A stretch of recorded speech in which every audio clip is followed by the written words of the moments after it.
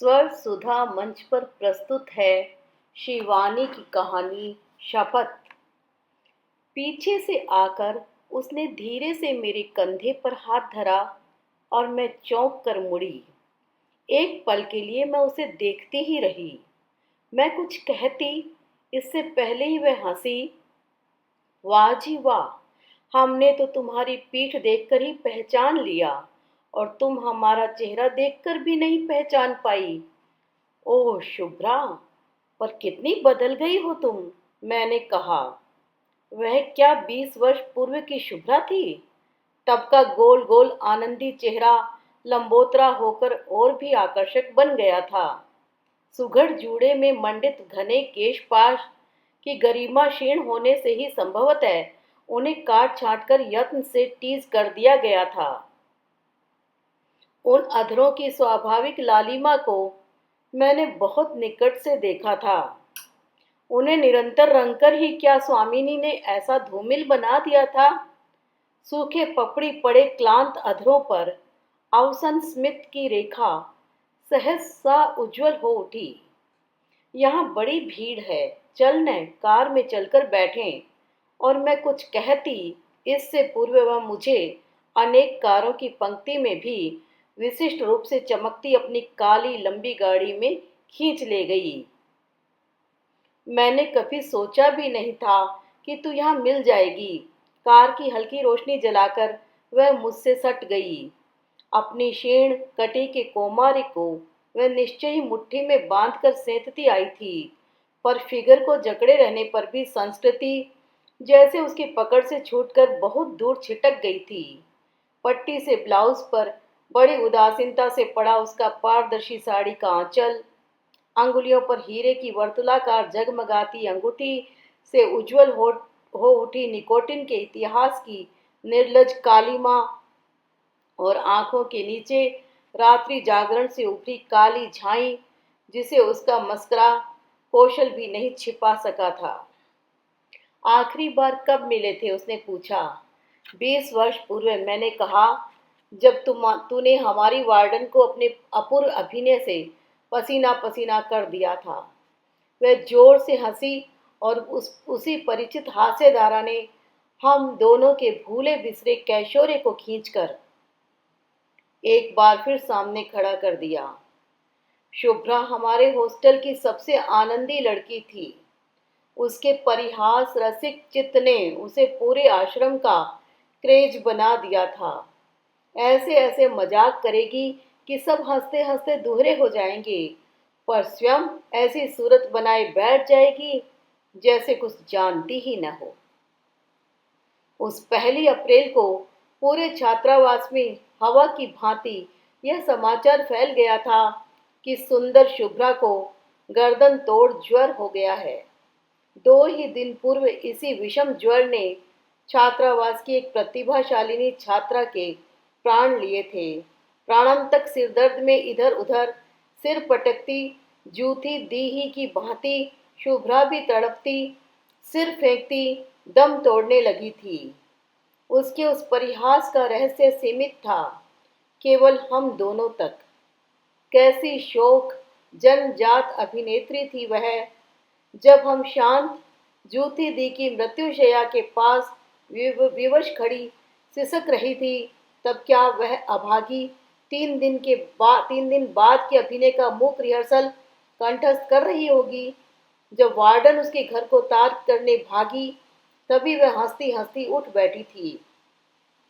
दूसरे ही दिन मैं अपने पिता की बीमारी का तार पाकर चली गई और फिर कभी उससे नहीं मिल पाई। बीच बीच में वह पत्र लिखती रहती और उसके पत्रों की भी उसी की भांति बोटी बोटी फड़कती थी। उसी के एक पत्र ने मुझे उसके विवाह का समाचार भी दिया था। उसके समृद्ध प्रतिवेशी परिवार की बड़ी बहू कालिंदी ने ही विचित्र परिस्थितियों में उसे अपने उस छोटे देवर के लिए पसंद कर लिया था, जिसके लिए बहुत बड़े बड़े परिवारों से रिश्ते चले आ रहे थे। अप्पा साहब की हवेली के अमरूदों की प्रसिद्धि दूर दूर तक थी, उसने लिखा था, किंतु उस बगिया के अमरूदों से मीठा उस ग्रह का छोटा पुत्र है। यह मैं खूब अच्छी तरह जानती थी, पर जिन अंगूरों को विवश हो बाद में खट्टा कहना पड़े, उन पर लपकने की मूर्खता भला मैं कभी क्यों करती। मैं जानती थी कि मैं एक अध्यापक की पुत्री हूँ। अप्पा साहब की बड़ी बहू कालिंदी थी, स्वयं एक प्रतिष्ठित परिवार की कन्या, और मंजली बहू के पिता थे चीफ जस्टिस। तब तू ही बता, मेरी क्या बिसात थी जो उस ग्रह की बहू बनने के सपने देखती। मैं तुझे विश्वास दिलाती हूँ कि मैं केवल अमृत चुराने ही गई थी, उस ग्रह के पुत्र को चुराने की बदनीयत से नहीं। मैं जानती थी कि सास ससुर विहीन उस विराट साम्राज्य की एक छत्र स्वामिनी कालिंदी भाभी अत्यंत उग्र स्वभाव की हैं, और उन अलभ्य किसी किशोरी के से गुलाबी गालों वाले इलाहाबादी अमरूदों का एक एक बेटा उन्हीं के हाथों सजा सवरा है। यही नहीं, एक एक दाने पर उनकी सील लगी रहती है, और पकने पर अपने ही ऊंचे तबके के इष्ट मित्रों के यहाँ वे गिन गिन कर डालियां भेजती हैं, वह भी ऐसे जैसे अमरूद नहीं अशरफियां लुट लुट रही हों। सोमवार को वे नित्य 8 बजे अपनी देवरानी मालिनी को लेकर ग्रह के इष्ट शिव के पूजन को जाती हैं, यह मैं जानती थी। माली खाट पर बेसुध पड़ा सो रहा था, यह भी मैंने अपनी खिड़की से देख लिया था। लाल गुलाबी फलों से लदे पेड़ की डाल मैंने लपक कर खींची और मन भर के अमरूद खाए। आधा अमरूद कुतरती मैं अपने पैर में चुभ गए कांटे को निकाल ही रही थी कि कालिंदी भाभी अपने पति, दोनों देवर और देवरानी के साथ कार से उतर सीधे मेरे सामने खड़ी हो गई। अब समझ में आया कि 10 नंबर के पेड़ के 17 दाने उस दिन कौन ले गया। यही बाबूराव मास्टर की भूखमरी कंगली रही होगी। मेरे जी में आया मैं उसी क्षण उस अहंकारी महिला के पटांबर परिधानों को चीर कर धज्जियां उड़ा दूं। यह ठीक था कि मेरे पिता अध्यापक थे, किंतु उन 3 सुदर्शन पुरुषों के सम्मुख मेरे दरिद्र कुल की ऐसी निर्लज व्याख्या करने का उन्हें क्या अधिकार था भला। बता छोकरी, तू अमरूद चुराने यहाँ आई क्यों? कालिंदी भाभी तनकर खड़ी हो गई। क्योंकि ऐसे मीठे अमरूद और किसी की बगिया में नहीं है, मैंने कहा, और उनके रोबदार तमतमाए चेहरे को बड़ी अवज्ञा की दृष्टि से देखती मैं हंसने लगी। मेरे इस अभद्र प्रहार से बेचारी तिल मिला गई। मुझे मारने को ही शायद उनकी पुष्टभुजा हवा में उठी थी कि पीछे खड़े उनके पति ने अपनी रुष्टा चामुंडा को थाम लिया।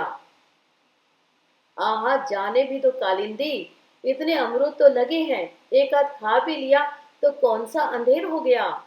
मैं चुपचाप खिसक आई, पर पता नहीं कालिंदी भाभी ने कैसा शाप दिया कि उसी रात को मुझे तेज ज्वर आ गया। 5वें दिन भी जब ज्वर नहीं उतरा तो पिताजी मुझे मौसी के साथ बरेली पहुंचा आए। वहीं मुझे एक दिन कालिंदी भाभी का मधुर प्रस्ताव दूसरे सन्निपात ज्वर की बेहोशी में खींच ले गया। इसी 18 अप्रैल को मेरा विवाह है, तू आएगी न? पर शुभ्रा के विवाह में मैं जा नहीं सकी। धीरे धीरे उसके पत्र भी आने बंद हो गए। श्वसुर ग्रह की प्रभुता के मद ने ही शायद उसे विस्मृति के अंधकारपूर्ण कक्ष में मूंद दिया था, और अचानक वह इतने वर्षों बाद यहाँ मिल गई। क्यों शुभ्रा? मैंने पूछा। अब भी 1 अप्रैल को अपने विलक्षण परिहास रसिक चित्त का परिचय ससुराल वालों को देती है क्या? एकाएक उसका चेहरा फक पड़ गया। सट पकाकर उसने इधर उधर देखा, फिर जोर से हाथ पकड़ लिया। उन सुंदर आयत नयनों की सजल स्निग्धता सहसा 2 बूंद बन मेरे हाथों को भिगो भिगो गई। सबसे बड़ा मजाक मैं कर चुकी हूँ। अच्छा हुआ तू मिल गई। जल्दी जल्दी कह ही डालूं, अच्युत आते होंगे और साथ में वही होगी। फिर क्या वह मुझे बोलने देगी? ऐसे मेरा मुंह ढांप कर रख देगी? पसीने से तर कांपती सफेद हथेली से शुभ्रा ने बड़े जोर से मेरा मुंह बंद कर दिया और मेरा दम सा घुट गया। विवाह होते ही मैं समझ गई कि कालिंदी भाभी मुझे जानबूझकर ही मध्यम वर्गीय परिवार से इसलिए लाई थी जिससे मैं जीवन भर उनका रोग मानती रहूं। मातृहीन देवर को उन्होंने पुत्रवत पाला था। कहीं ऊंचे ग्रह की कन्या लाई तो मंझले देवर की ही भांति अपनी बहू के अंगूठे तले दबा मर्द बना, वह भी न हाथ से निकल जाए। प्रत्येक वर्ष 2 माह की छुट्टियां हमें उन्हीं के साथ मनानी होती। यही नहीं, उनका आदेश अच्युत के लिए कानून की अमिट रेखा थी। संतानहीना कालिंदी भाभी का स्वभाव दिन प्रतिदिन उग्र होता जा रहा था। उनका प्रत्येक वाक्य मुझे बार बार स्मरण दिलाता रहता कि आज जो मैं इतने बड़े अफसर की पत्नी हूँ, उसका श्रेय मेरे भाग्य को नहीं, स्वयं उन्हीं के औदार्य को है। 2 गज की दूरी पर मायका था, किंतु मुझे 10 वर्ष के पुत्र की मां बनने पर भी इतनी स्वतंत्रता नहीं थी कि अपने अंधे वृद्ध विधुर पिता के पास एक रात भी बिता लूं। रात रात तक उनकी ब्रिज लीला चलती और मुझे कई बार कॉफी बनाने की हाँक लगती। कभी कभी तो सबकी उपस्थिति में वे मुझे बुरी तरह अपमानित कर देती। इतने साल हो गए शुभ्रा, पर ढंग से कांटा चम्मच पकड़ना भी नहीं सीख पाई। मैं मन ही मन उबल पड़ती। अपनी संपत्ति का लाख घमंड करें कालिंदी भाभी, घर घर की बहुओं में मेरा ही पलड़ा सबसे भारी था। भारी चुंबक की स्वाभाविकता से एक दिन मेरा ही पुत्र अप्पा साहब की संपत्ति को खींच लेगा। मालिनी भाभी के एक ही पुत्री थी, उसे भी पोलियो ने पंगु बना दिया था। वैसे इसी बीच कालिंदी भाभी एक और मूर्खता कर बैठी थी। जेठ जी के एक साले जिलाधीश थे। उन्होंने किसी अनाथालय में एक सुंदरी अनाथ बालिका देखकर कालिंदी भाभी को फोन कर दिया था। तुमने कभी कहा था ना कि तुम किसी अनाथ बालिका को गोद लेना चाहती हो, क्या इस बच्ची को लेना चाहोगी? स्वयं जेठ जी ने उस प्रस्ताव का घोर विरोध किया था। पता नहीं किसकी लड़की है, विवाह के समय 50 समस्याएं खड़ी होंगी, फिर पराई संतान बटोरने की तुम्हें क्या पड़ी है? क्या शुभ्रा का बेटा मालिनी की बेटी हमारी संतान नहीं है? किंतु कालिंदी भाभी का बढ़ता रक्तचाप ही उनका ब्रह्मास्त्र था। उसी के प्रयोग से उन्होंने अपनी उस बचकानी जिद को भी पूरा कर लिया। लड़की वास्तव में सुंदर थी। भूरे बाल, बहुत गोरा रंग और मछली सी तिरछी आंखें। कुछ दिनों तक वह अपने परिचित परिवेश के पश्चात हमारे ग्रह के वैभव को देखकर सहम सी गई थी। पर फिर उसके स्वभाव की चंचलता स्पष्ट हो उठी। 4 ही दिन में कालिंदी भाभी ने उस पर जादू की छड़ी सी फेर दी थी। नए ढंग से कटे केश, एक से एक सुंदर फ्रॉक और शिफ्ट में वह अब पहचानी ही नहीं जाती थी। एक दिन अच्युत ने कालिंदी भाभी को छेड़ दिया, एकदम एंग्लो इंडियन लगती है तुम्हारी ईला। देख लेना भाभी, बड़ी होने पर एक दिन अप्पा साहब की सारी संपत्ति लेकर किसी दोगले इंजन ड्राइवर के साथ भाग जाएगी। भागेगी क्यों? गंभीर स्वर में भाभी ने कहा था। घर का सोना घर ही में रहेगा अच्युत, तुम्हारी बहू बनाने को इसे लाई हूं। छी भाभी, मैंने तड़प कर कहा था, ऐसा रिश्ता सुनने में भी पाप लगता है। चचेरी भाई बहन का विवाह होता है कहीं? कैसे भाई बहन, मूर्ख कहीं की। कालिंदी भाभी बोली, इसीलिए तो किसी अबोध लड़की को मैंने गोद नहीं लिया। वह खूब समझती है कि इस हवेली में उसके रक्त मांस का कोई रिश्ता नहीं है। फिर तो वे जैसे हाथ धोकर मेरे पीछे पड़ गई। कभी अतुल से कहती, जा अपनी बहू से खेल। कभी कहती, शुभ्रा अपनी बहू को देख जरा, ठीक तेरी ही तरह अमरूद चुराकर कुतर रही है। मैं मन ही मन बौखला उठती। ईला अभी से ही इतनी सुंदर थी, फिर भविष्य की उस सुलक्षणा स्वयं दूती के एक एक लक्षण मुझे सहमाने लगे थे। बचपन से ही ऐसी पक्की बातें सुनकर क्या यह संभव नहीं था कि पाल के पकाए गए पपीते की भांति मेरा अबोध पुत्र भी अकाल परिपक्व हो उठे। अतुल को अपनी सगी चचेरी बहन से कोई लगाव नहीं था, किंतु ईला के बिना उसका एक पल भी जैसे सार्थक नहीं रहता। एक तो वह दुस्साहसी दस्यु कन्या पेड़ पर जंगली बिल्ली की ही फुर्ती से चढ़ सकती थी, उसके मित्रों के साथ क्रिकेट खेलती थी, लड़कों के प्रत्येक खेल में उसकी रुचि थी और लड़कियों के खेल से थी घोर अरुचि। व्हील चेयर पर अवश बैठी मालिनी भाभी की बेटी अंजना अपनी सुंदर गुड़िया का उत्कोच देने पर भी जिसे अपनी सहेली नहीं बना पाई थी, वह मेरे बेटे की अंतरंग बाल्य सहचरी बन उठी थी। एक दिन कालिंदी भाभी ने खाने की मेज पर मुझे फिर छेड़ दिया। छोटी, कभी कभी तो ईला की शक्ल तुझसे इतनी मिलती है कि लगता है तेरी ही बिटिया है। इस बार वे झूठ नहीं बोल रही थी। उस अज्ञात कुल की अवैध बालिका के चेहरे की मेरे चेहरे से सचमुच आश्चर्यजनक समानता थी। अपने बचपन की तस्वीरों से उसका मिलान कर मैं स्वयं दंग रह गई थी।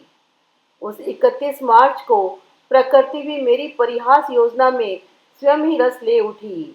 मुझे कालिंदी भाभी की व्यंग्योक्ति उसी क्षण उकसा उठी। क्यों न अनुकूल परिस्थितियों का लाभ उठाकर उनका मत्सर बाण उन्हीं की ओर मोड़ दूं। फिर उसी दिन मालिनी भाभी भी मुझे जोश दिला गई थी। क्यों री शुभ्रा, पिछली 1 अप्रैल को हमें तो खूब रुला चुकी है, इस बार बड़ी भाभी को रुला दे तो हम भी जाने। पिछली 1 अप्रैल को मैंने मालिनी भाभी की माँ की बीमारी का झूठा तार भेज उन्हें बिस्तर बंधवा स्टेशन भी भेज दिया था। कालिंदी भाभी ने मुझे बाद में चीर कर धर दिया था। यह भी कैसा मजाक है छोटी। पर दोष मेरा नहीं था। रूप और वैभव की गर्व में फूली मालिनी भाभी इधर गैस के गुब्बारे सी पकड़ में ही नहीं आती थी। एक दिन बोली थी, हमें कभी कोई बुद्धू नहीं बना सकता। इतनी 1 अप्रैलें आई और गई। मजाल है जो किसी को कंधे पर भी हाथ धरने दिया हो हमने। बस तीसरे ही दिन मैंने उनके कंधे पर हाथ ही नहीं धरे, उन्हें झकझोर भी दिया। इसी से जब उन्होंने मुझे दोबारा ललकारा तो मैंने हंसकर कहा, अच्छा भाभी, इस बार भी मुझे तुम्हारी चुनौती स्वीकार है। और उसी क्षण मेरे कौतूहल प्रिय मस्तिष्क में मेरी कुटिल योजना बिजली बनकर कौंध गई। वर्षों से संचित हृदय की अव्यक्त उड़न प्रतिशोध लेने परिहास की बैसाखियां टेकती खड़ी हो गई। 1 अप्रैल की वह सुबह किसी किशोरी की अक्षत काम कौमार्योज्वल स्मित सी ही स्निग्ध थी। सोमवार को भाभी हम दोनों देवरानियों के साथ हवेली के शिवालय में जाती थी। फिर उस दिन पार्थिव पूजन था। नहा धोकर 8 बजे तैयार रहने का आदेश हमें मिल चुका था। कभी हमारे श्वशुर के अंतरंग मित्र स्वयं जगत गुरु ने उस शिवलिंग की स्थापना की थी। उस शिवलिंग की महिमा का इतिहास भी विशद था। कैसे उसके स्थापित होते ही अप्पा साहब को सट्टे में अप्रत्याशित लाभ हुआ था और ग्रह के दो दो पुत्र एक साथ सिविल सर्विस में निकल आए थे, यह सब मैं सुन चुकी थी। ग्रह कलह के छोटे मोटे मुकदमे भी बम बोले कि उस अपूर्व न्यायालय में ही निपटाए जाते। शिवालय में ली गई झूठी शपथ तत्काल उस उग्र देवता का अभिशाप बनकर अभियुक्त के सिर पर मत तांडव कर उठती। कालिंदी भाभी, आज मैं आपके साथ अकेली ही चलूंगी, मैंने कहा। क्यों? भाभी गर्जी। मुझे आपसे एकांत में कुछ कहना है, मैंने कहा। कौन सी ऐसी बात है जो तुम मालिनी के सामने नहीं कह सकती? वैशाख का पहला सोमवार है, उसे भी चलना होगा। नहीं भाभी, अपने स्वर की दृढ़ता से मैं स्वयं ही चौंक उठी। वैशाख का पहला सोमवार है, इसी से चाहती हूँ कि आज की पुण्यतिथि में आपकी और भोलानाथ की पावन उपस्थिति में मैं अपना पाप स्वीकार कर लूं। मेरे अस्वाभाविक रुंधे कंठ स्वर की नम्रता ने भाभी को शायद उलझन में डाल दिया। मालिनी, उन्होंने मालिनी भाभी को बुलाकर कहा, आज तुम घर पर ही रहो, पार्थिव पूजन में शायद कुछ देर लगेगी। सोचती हूँ एक आवृत्ति रुद्री पाठ की भी करवा लूं। इतनी देर तक तुम्हारी लड़की का अकेली रहना ठीक नहीं। मैं प्रसाद आरती के लिए तुम्हें बुलवा लूंगी। मालिनी भाभी ने आश्चर्य से मुझे देखा और मेरी मूक दृष्टि की कौतुकपूर्ण चावनी से शायद समझ भी गई कि परिहास रंगमंच पर मेरे प्रहसन नाटक के अदृश्य सूत्रधार नटी अवतरित हो चुके हैं।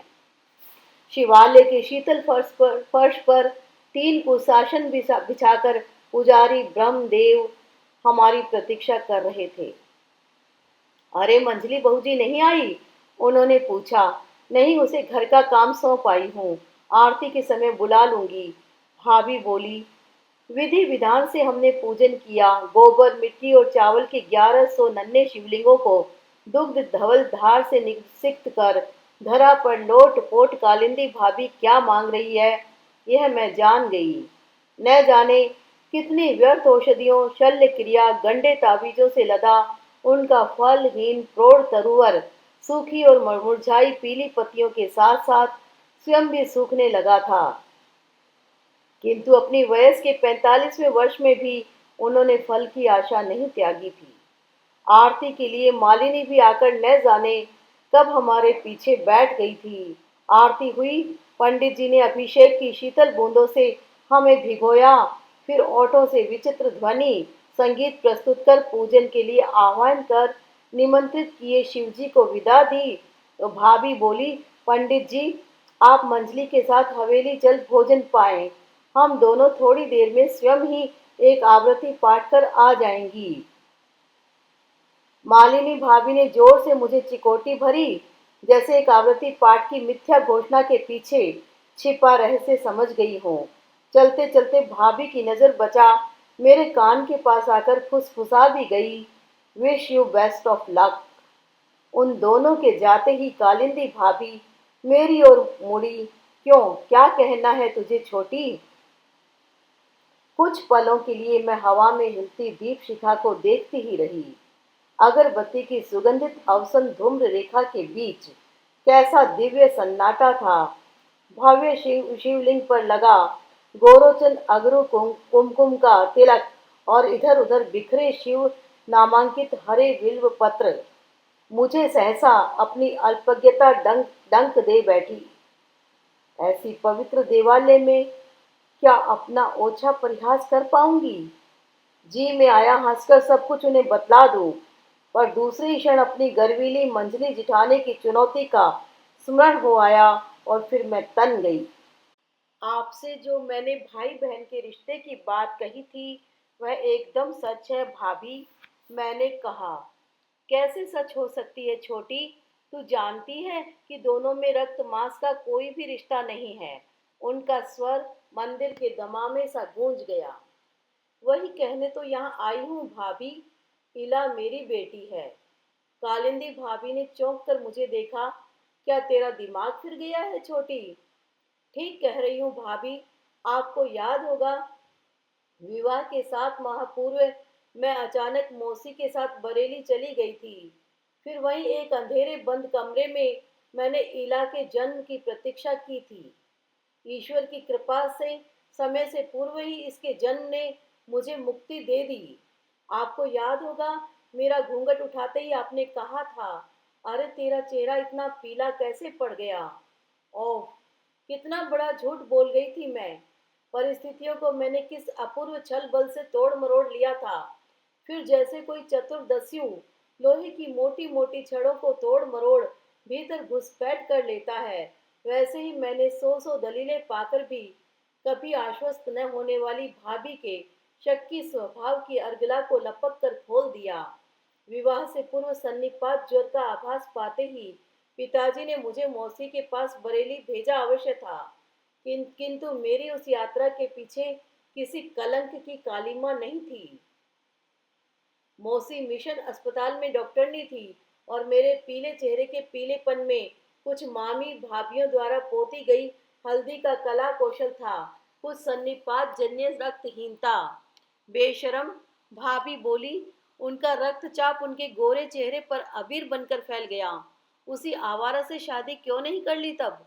इस हवेली में आई किस दुस्साहस से? क्योंकि कैकई की को मंत्रणा देती कुब्जा मंत्रा ही जैसे उछलकर मेरे जीवा पर बैठ गई। मैं उसे विवाह भी करती तो इसी हवेली में आना पड़ता, फिर मैं उसे विवाह कर भी नहीं सकती थी। क्यों? भाभी के प्रश्न की हिस्टेरिकल गूंज से मंदिर का घंटा भी हिल गया, क्योंकि उसका विवाह हो चुका था। उनके प्रश्न के तीव्र स्वर की मीड़ को मेरे उत्तर का कोमल गांधार इस बार पागल बना गया। किसी दुर्दांत बालक द्वारा चिढ़ाई गई कोकिल के से खीजे स्वर की कुहू इस बार तीव्रतम हो उठी। किससे? उन्होंने सांस रोककर पूछा। आपसे, कहकर मैंने आंखें मूंद ली। उस सफेद पड़ गई रोबदार चेहरे की क्षणिक दीनता देखने का मेरा दुस्साहस स्वयं ही दप से बुझ गया। जब आंखें खुली तो कालिंदी भाभी पागलों की भांति शून्य दृष्टि से मुझे घूर रही थी। मेरे प्रति जेठ जी का अनोखा लाड, विवाह से पूर्व मुझे बचाने को थामी गई भाभी की भुजा, छुट्टियां बढ़ाने का दुलार भरा आग्रह और आज अचानक उनका जघन्य बन गया अपराध, मेरे अतुल के प्रति उनका अनन्य प्रेम, ये सब तथ्य मेरे पक्ष को सबल बनाने संभ्रांत परिवारों से आए श्रेष्ठ गवाहों की भांति मुझे घेर कर खड़े हो गए। छोटी अथाह जलराशि में डूबती भाभी सहसा तिनका पा गई। मेरा हाथ अपनी गोरी गुदगुदी हथेली में थामकर उन्होंने शीतल सद्य अभिषिक्त शिवलिंग पर धर दिया। इनकी शपथ खाकर कहे, छोटी, यह सब सच है। मैं एक पल के लिए झिझकी। संस्कारशील चित्त ने हथेली हटाने की चेष्टा भी की, किंतु घाघ भाभी ने हाथ कसकर दाबा था। हाँ भाभी, सच है, मैंने कहा। उन्होंने फिर एक शब्द भी नहीं कहा। घर पहुंचते ही जेठ जी द्वार पर मिल गए। अरे छोटी, आज तुमने दोबारा चाय नहीं पिलाई तो तृप्ति ही नहीं हुई। बनाओ तो एक प्याला बढ़िया चाय, उन्होंने हंसकर कहा। कालिंदी भाभी उन्हें आग्नेय दृष्टि से भस्म करती भीतर चली गई और फटाक से अपने पलंग पर लेट गई। मैं स्टोव को जलाकर जेठ जी के लिए चाय बना ही रही थी कि हंसती हंसती मालिनी भाभी आ गई। क्यों री छोटी, लगता है कुछ गहरा मजाक कराई है। वाह भाई, मान गए तेरी बात, तूने बीरबल को भी हंसा दिया। चाय उबली भी नहीं थी कि जेठ जी भागते भागते आए। लगता है कालिंदी को रक्तचाप का बेढप दौरा पड़ गया है। वह तो एकदम बेहोश सी पड़ी है, आंखें ही नहीं खोलती। उनकी आंखें फिर सचमुच ही नहीं खुली। देखते ही देखते 3-4 डॉक्टर आए। उन्हें तत्काल अस्पताल ले जाया गया। किसी आकस्मिक उत्तेजना से दिमाग की नली फट गई थी। सेरिब्रल थ्रोम्बोसिस या तो अब प्राण हरेगा या वाणी। भगवान करे ऐसा ही हो, मैं मनाने लगी। मेरे कल मुँहे घातक मजाक की मेरे देवतुल्य जेठ जी से भाभी कभी कोई कैफियत न मांग सके। पर बिना किसी से कैफियत मांगे ही कालिंदी भाभी मन का समस्त अव्यक्त आक्रोश मन ही में लिए रात के ठीक 10 बजे चली गई। ऐसी आकस्मिक मृत्यु के लिए मैं प्रस्तुत नहीं थी, पर सच पूछो तो वे गई नहीं हैं। तब से नित्य रात आधी रात मेरी छाती पर चढ़कर कहती हैं, तूने झूठी शपथ खाकर मुझसे मेरा पति छीना, अब तुझे भी पति का सुख नहीं भोगने दूंगी। जब जब अच्युत मेरे पास आते हैं वे साथ रहती हैं। वह देख, वह देख, अब मैं कहाँ छिपूं, कहाँ। व्याकुल होकर वह मुझसे लिपट गई। मैं घबरा गई। अभी तक तो यह अच्छी भली थी, अब हजरतगंज के भीड़ भरे चौराहे पर कार में थर थर कांपती मुझसे लिपटी अपनी विचित्र संगिनी को लेकर मैं कब तक बैठी रहूंगी। सहसा एक क्लांत कंठ स्वर सुनकर मैं चौंक उठी। कितनी परेशान कर डालती हो तुम शुभ्रा।